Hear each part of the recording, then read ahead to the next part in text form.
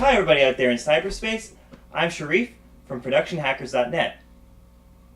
So today I'm going to be talking about overcoming fear of success. So this might seem like a strange topic. Usually we talk about fear of failure, but some people experience fear of success. I've heard this mentioned in some other people's videos as a small point, but I wanted to focus on it as its own point. And that's what I'm bringing for you today.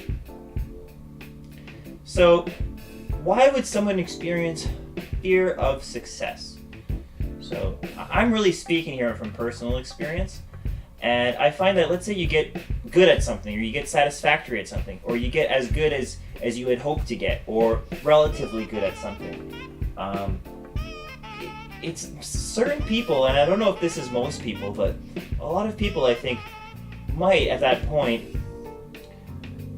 feel that, that's it, and then they want to move on to the next thing and get good at something else, which is cool. You can get good at multiple things, and if you're good at getting good at stuff, then it doesn't necessarily compromise your abilities up to a certain point, of course. Now, to get legendary status in anything, you can't just pick it up and then leave it, even if you've been at it for years, even if you're quite good. It's hard to achieve. In some rare cases it might be, but it's still going to take at least a few years, at very least, so in some way. So anyway, the thing is, though, that once you do get good at something, once people start praising you, or once you start to see certain results, or once you start to be able to do things that you couldn't do before, or know things or teach things that you couldn't before, that actually has a real impact, or whatever it may be, you reach a certain level that you can maintain whatever that thing is.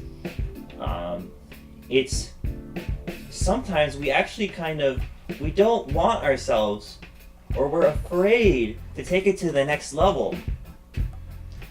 And it's not because we think that we can't go to the next level.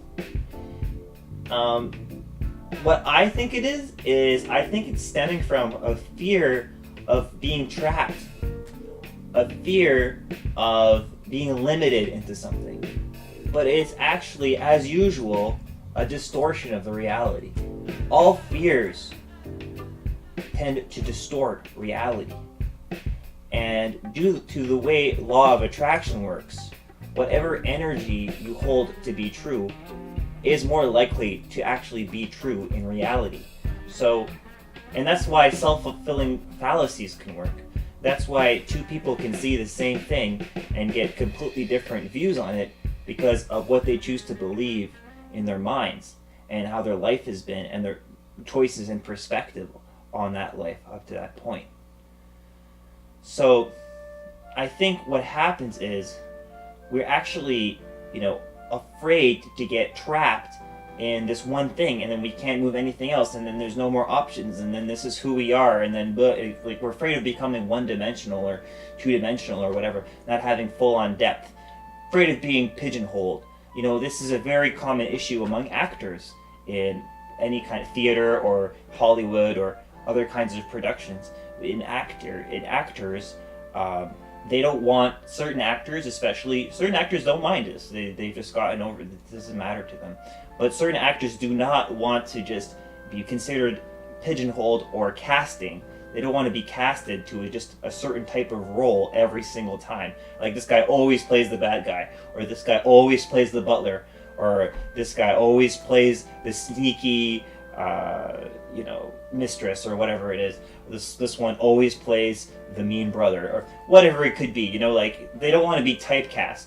And the thing is, that is very similar to a fear of success. I know that sounds really weird. Like, how can you be a success if you can't just, do whatever you want? Isn't that fear correct? Isn't that a distortion of reality? Isn't there a point there that in reality you will be trapped, and it is like a prison? But the reality is, it's actually the opposite. If you actually overcome this fear, and you actually decide to be brave, and not just, settle at being, let's say, above average or relatively good compared to others, or compared to what you were before, but also take it to the next level so that you're even better than you are now, or perhaps better than anyone has ever been, you really got to start thinking big. You know, you got to start, not just being,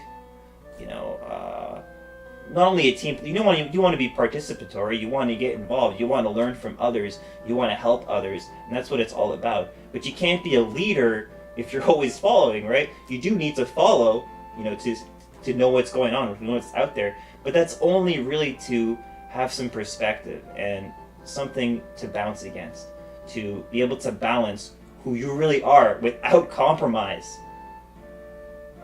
and know where your position is among everything. But that doesn't mean you need to limit yourself. And once again, you do not need to compromise who you are at all, not in any sense. So from there, you need to take it to the next level and not just say it's good enough to be, better than average, or good enough to have been the best, my personal best, or even good enough to have beaten the Guinness record on it. You want to beat your own record again, and it's not enough to beat your own record once. You need to keep doing it. And I'm not saying you necessarily have to stay in the same thing the whole way. What I'm saying is that when you do commit to whatever it is, and you go with it all the way, and you never give up on it, and you're not afraid to take it to the next level every single time, you can expand from there, and you can do many things around that thing. Therefore, you have a basis and a foundation that's strong and well rooted to expand your tree of life, and provide something for others, the fruit of what you're doing, of your passion, and to provide others a way for them to be nourished and be inspired and understand the seed of what you're trying to bring so that they can plant their own tree. I hope this analogy is coming right through to you.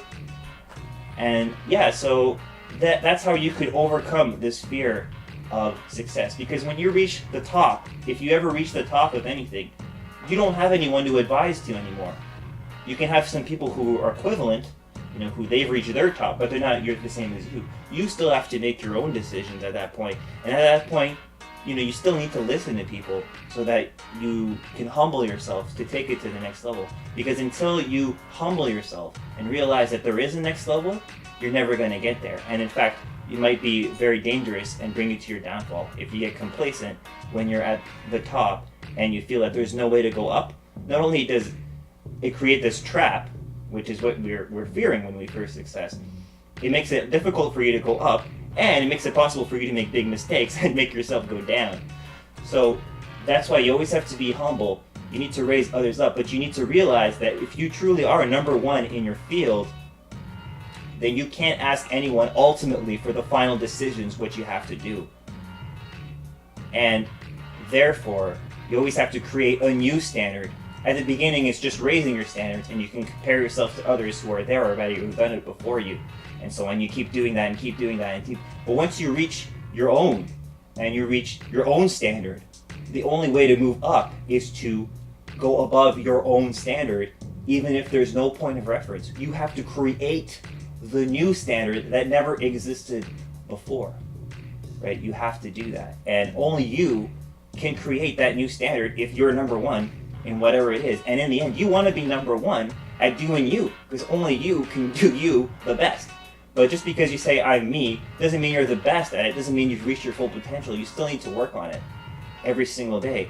And you can't be like, oh, I'm better, at being me than most people are. That's not enough. That's not enough. Is that your personal best? How do you even know what your personal best is? How do you even know your whole potential? All you can know is that you need to get better than this. And there's never going to be a place where there's no place to move. That would just be a place of ego, delusion, and pride. You have to realize that there's always a higher level and that you always can learn. You can find smart ways to learn even if you don't have a direct point of reference. And therefore, you can create new points of references for others to learn.